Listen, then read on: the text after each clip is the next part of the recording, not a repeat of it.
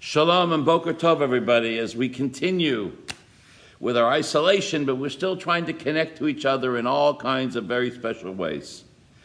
And I want to share with you a beautiful story that I read this weekend that I think has a powerful lesson that may be something that can inspire us in this very difficult time. Because when we look around, we see people that are hurting, people that have lost their jobs, people that are facing difficult economic times and challenges. And we think about lending them a hand, but we also are going through a very challenging a time, and we're saying to ourselves, maybe we got to take care of ourselves first, and what are we worrying about the others? There was a chassid of the Alter Rebbe, Reb Shneur Zalman, the first Chabad Rebbe. His name was Reb Gavriel. And Gavriel was from the first chassidim, the first followers of the Rebbe.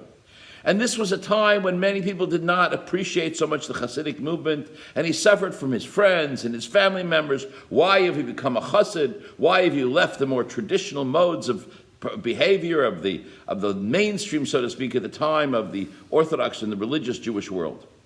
But still, he saw a great sense of holiness and sanctity in Reb Shneur Zalman, and he became his follower and his student. And Gavriel was married for a long time, and he never had children, almost 25 years. And all through this period of time, whenever the Rebbe had a need, he would turn to Gavriel, and he would be there to help him. Many of those things were what's called pidyon shvuim, redeeming ransoms. They were living in a time when justice was far from fair, and at times when a Jew would get in trouble with the law, the way to get him free was to pay off, so to speak, the proper authorities. And Reb Shneur Zalman would collect money, and he would help those people out. And he sent a notice one day, a letter to Reb Gavriel, and he says, Gavriel, I need your help. And he told him the amount of money which he needed. Usually Gavriel was there right away, but this time he was in a dilemma. He ran a simple store. His business was down. He sat with his wife. He says, what am I going to do? Where can I find the money which I need to bring to the Rebbe? He needs to do such an important mitzvah to save another person. And where am I going to find that money? I just don't have it. So his wife, Chana Bela, goes and she pawns her jewelry and brings back the money in a bag and hands it to her husband, Reb Gavriel, and he says, send this to the Rebbe. And usually the Rebbe, who was living at that time in a town called Liozna in Belarusia, would send out an emissary to pick up the money, and Gavriel was afraid that there would be other financial challenges, so he decides he's traveling to the Rebbe to bring him the money. And he brings him the money and he puts it on the desk, and the Rebbe opens it up and sees beautiful shiny coins. And he rests his hand he rests his head on his hands, and he ponders for a few moments. And he turns to Reb Gavriel and he says, we are told that the holiest part, the most valued part of those things that were donated to the sanctuary many thousands of years ago, we read about it in this week's Torah portion.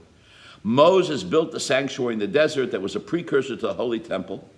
And the women, the Alter Rebbe says, the Rebbe tells him, gave their mirrors, and from the mirrors was made the kior, the washing basin. The first thing that was used when you came to the temple, the most beautiful thing of all, and it was the first thing used in the service of God. Very interesting lesson, because we all got to wash our hands right now. Then they would come to serve in the Mishkan, in the holy sanctuary, and later on in the temple. They had the kior, the washing basin was right there, the first thing they used. And he turned to him and he says, in the merit of that mitzvah that if you have done, may God shower you with tremendous success. May he shower you with children. And all those times that he would visit the Rebbe, he never wanted to unburden his own personal needs to the Rebbe. Who am I to tell the Rebbe my problems?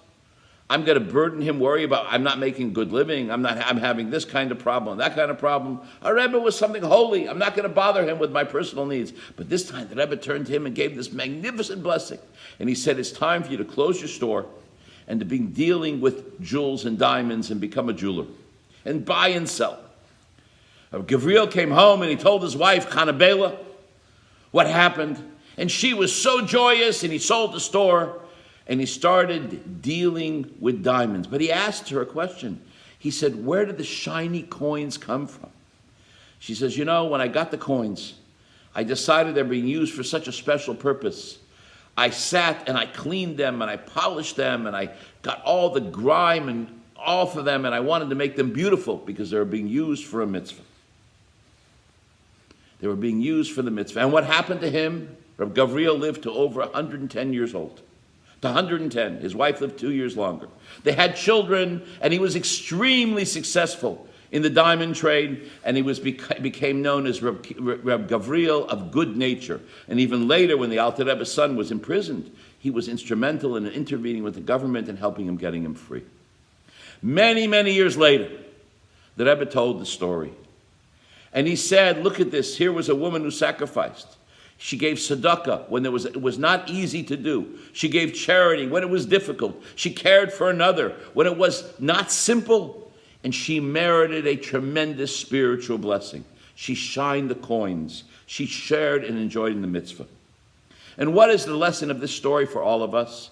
That we're going through rough times. And there's some of us that are going through more difficult times.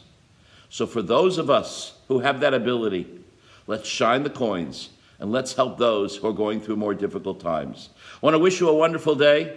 I want you to try to inspire each other. Reach out and make a phone call, and as many, in particular to the elderly.